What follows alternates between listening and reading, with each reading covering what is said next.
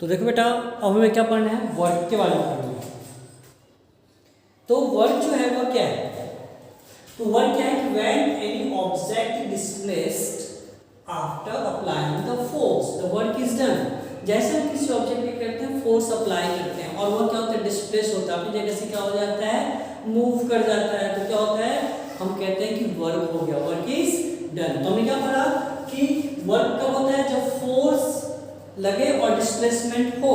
तो क्या हो जाएगा, work is equal to force into displacement, W is equal to Fs।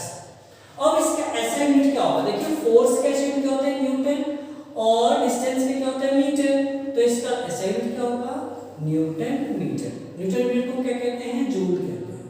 1 Newton metre क्या होता है, 1 जूल होता है। तो इसके बेस पे यदि हम 1 जूल को डिफाइन करें तो क्या होगा, यदि हम 1 जूल को डिफाइन करते हैं यहाँ से, तो हमें क्या मिलता है कि when any object is displaced up to 1 metre, 1 से multiply 1 metre, when any object is displaced up to 1 meter after applying 1 newton of force, after applying 1 newton of force, it is called 1 joule।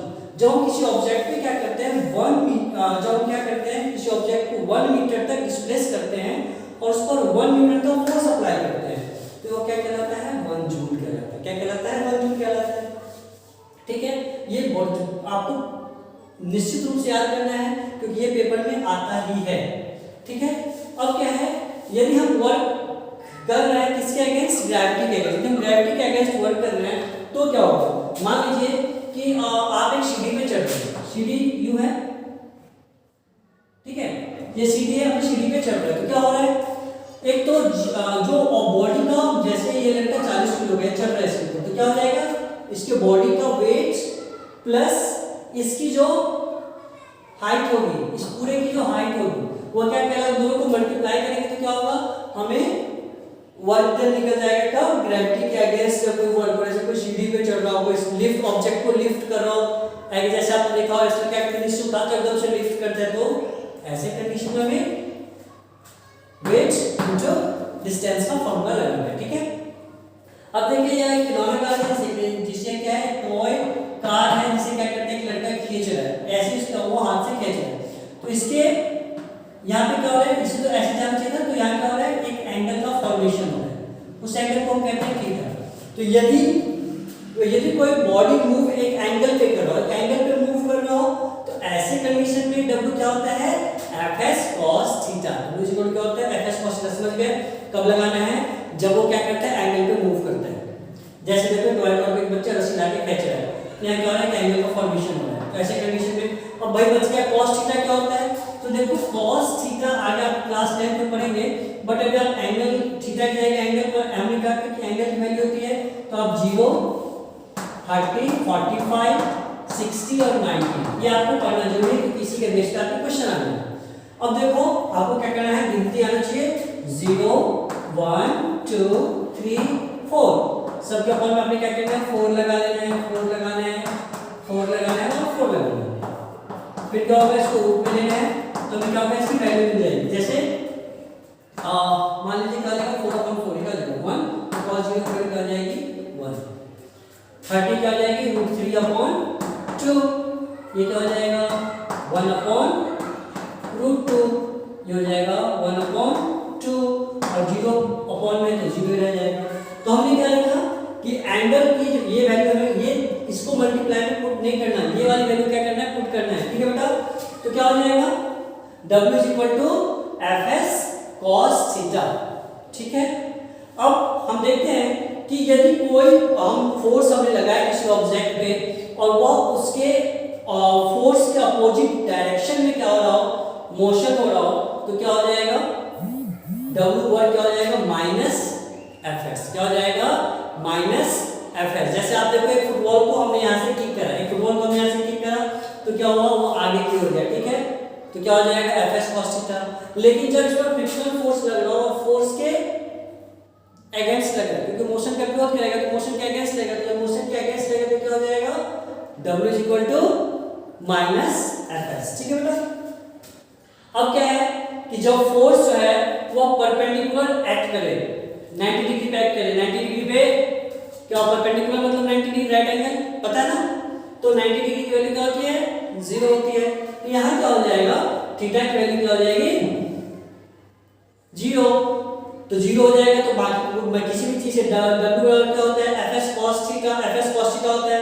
यहाँ 0 लग जाएगा तो multiply में जो भी रहेंगे सब 0 हो जाएंगे। तो मतलब जो परपेंडिकुलर फोर्स लगता है तो क्या होता है, वर्क डन क्या होता है, 0। तो ये चीज हमने वहां लिखा है कि जब वर्क डन जो होता है वो फोर्स के डायरेक्शन में होता है तो वर्क क्या होगा, पॉजिटिव। उसके अपोजिट होता है नेगेटिव। परपेंडिकुलर होता है तो क्या होगा, 0। क्या होगा, 0। तो अब हम क्या करते हैं, अब हम पढ़ते हैं इसके बारे में, एनर्जी के बारे में। ठीक है बेटा, देखो बेटा अब हमें क्या पढ़ना है, एनर्जी। एनर्जी क्या होता है, the capacity to do work. और इसका ऐसा यूनिट क्या है, इसका ऐसा यूनिट क्या है, जूल। क्या है, जूल। तो 1 जूल क्या होता है, यदि हमसे कोई पूछे कि व्हाट इज 1 जूल तो हम क्या रिप्लाई करें, the energy required to do 1 joule of work, the energy required to do 1 joule of work is called 1 joule energy. अब जूल का जो बड़ा मात्रक है, बड़ा यूनिट है, वह क्या है, किलो जूल। ठीक है, जूल का जो बड़ा मात्रक है वो क्या है, किलो जूल है। अब देखो हमें एनर्जी के बारे में बहुत सारे टाइप के एनर्जी होते हैं, जैसे kinetic energy, potential energy, chemical energy, sound energy, light energy. But हमें इस चैप्टर में क्या पढ़ना है, kinetic energy and potential energy. अब देखो काइनेटिक एनर्जी क्या होता है, the energy that is occur due to the motion is called kinetic energy. Motion के कारण कोई भी जो एनर्जी प्रोड्यूस होती है उसे हम क्या कहते हैं, काइनेटिक एनर्जी कहते हैं।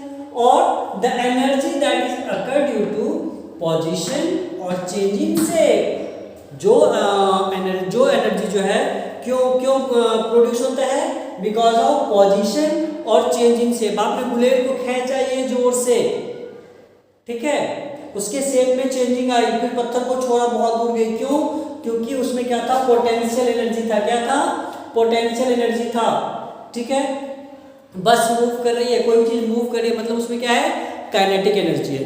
ठीक है बेटा, अब हमें क्या पढ़ना है, पावर। क्या पढ़ना है, पावर।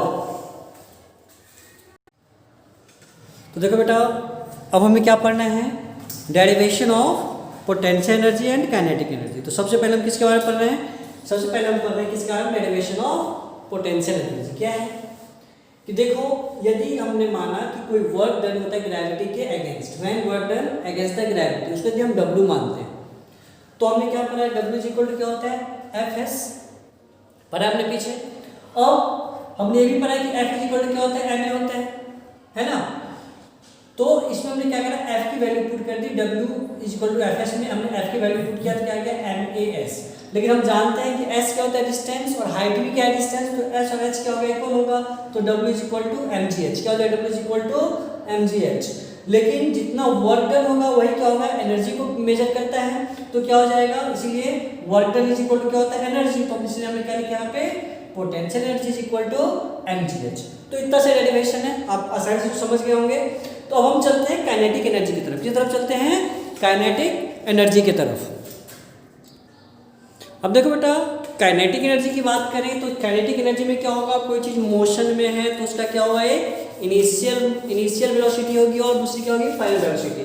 तो हमने क्या करा, इनिशियल वेलोसिटी को u माना, फाइनल वेलोसिटी को v माना। ठीक है, और यह यूनिफॉर्म एक्सीलरेशन इसका क्या है, a है, उसे मूव कर रहा है, और डिस्प्लेसमेंट क्या हमने माना, s माना। तो हमने जो है motion, second law of the motion में क्या पढ़ा था कि v square minus v square is equal to u square plus 2s। क्या होता है, v square is equal to u square plus 2s। अब u स्क्वायर को इस पार लेके आएंगे तो क्या हो जाएगा, ये माइनस का हो जाएगा, minus v square minus u square plus 2s। यदि ऑब्जेक्ट जीरो से स्टार्ट, उसकी इनिशियल वेलोसिटी यदि जीरो, मतलब ऑब्जेक्ट यदि रेस्ट में हो तो क्या होगा, तो u जीरो हो जाएगा। तो हमने क्या करा, u की जगह जीरो रहना, तो क्या बच गया, v square is equal to 2as। तो a के लिए हमारे पास क्या आ जाएगा, फॉर्मूला, क्योंकि देखो a 2s इंटू में इस बना के कहा जाएगा डिवाइड में, तो a इज इक्वल टू क्या हो जाएगा, v स्क्वायर अपॉन 2s। ठीक है, इतने में कोई दिक्कत है बेटा आप लोगों को, इतने में कोई दिक्कत नहीं।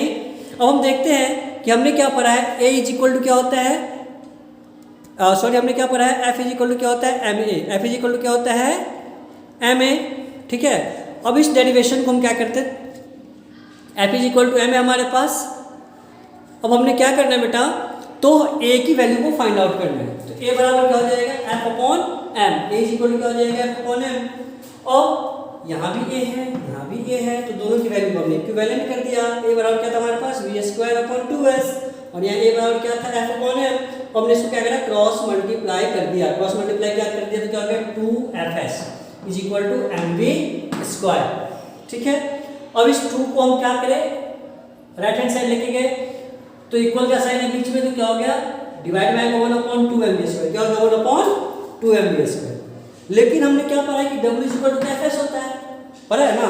तो fs की जगह हमने क्या ले लिया, w is equal to half mv square. और हमने पोटेंशियल एनर्जी वाले में क्या देखा था कि वर्क डन जो होता है वो हमेशा क्या होता है, इक्वल किसके इक्वल होता है, एनर्जी के इक्वल होता है। तो एनर्जी इक्वल टू क्या हो जाएगा, के ई, ठीक है, के मतलब kinetic energy is equal to half mv square. तो ये इसका डेरिवेशन है। होपिंग मुश्किल नहीं लगा होगा आपको, बहुत आसान है। तो समझ गए ना सारे, ओके बेटा, थैंक यू। अब हम चलते हैं अगले टॉपिक पे। देखो बेटा क्या पढ़ना है हमें, पावर। पावर क्या होता है, the rate of doing work, किसी काम को करने का जो रेट है, जो दर है, उसे हम क्या कहते हैं, पावर कहते हैं। अब देखो पावर के लिए क्या होता है, the work done, the rate of doing work, तो वर्क डन अपॉन में टाइम टेकन। जब रेट की चर्चा होती है तो आपने फिजिक्स में पढ़ाई क्या लगाते हैं, अपॉन में टाइम लगाते हैं। तो क्या हो जाएगा, power is equal to work done upon में time taken. Power is equal to क्या हो जाएगा, W अपॉन T। और पावर को हम जो मेजर करते हैं कैसे, क्या है, वॉट है, क्या है, वॉट है। तो 1 वॉट इज इक्वल टू क्या होता है, 1 जूल अपॉन में 1 second. When any appliances consume 1 joule of energy up to 1 second, it is called 1 watt।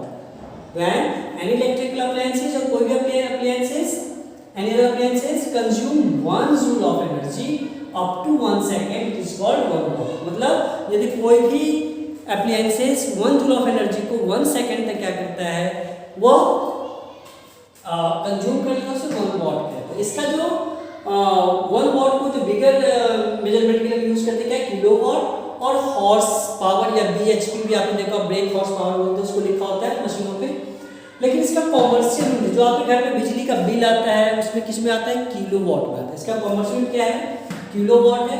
और 1 किलो वॉट आवर में कितना हो जाता है, एक चूंकि आवर में क्या होता है 300 मतलब 3600 सेकेंड होते हैं ना, 3600 सेकेंड्स होते हैं। और वॉट को किलो वॉट करने के लिए 1000 से मल्टीप्लाई करने तो क्या आ जाएगा, 36 lakh watt is equal to 1 kilowatt, ठीक है। और 1 किलो वॉट को क्या कहते हैं, बिजली में जो आपका बिल आता है वो क्या होता है, 1 यूनिट के बराबर होता है। अब देखो एनर्जी क्या होती है, ट्रांसफॉर्म होती रहती है। जैसे आपने देखा हाइड्रो इलेक्ट्रिसिटी, पानी से वो एनर्जी को प्रोड्यूस करके उस इलेक्ट्रिसिटी में चेंज कर दिया, फिर इलेक्ट्रिसिटी से बल्ब जला।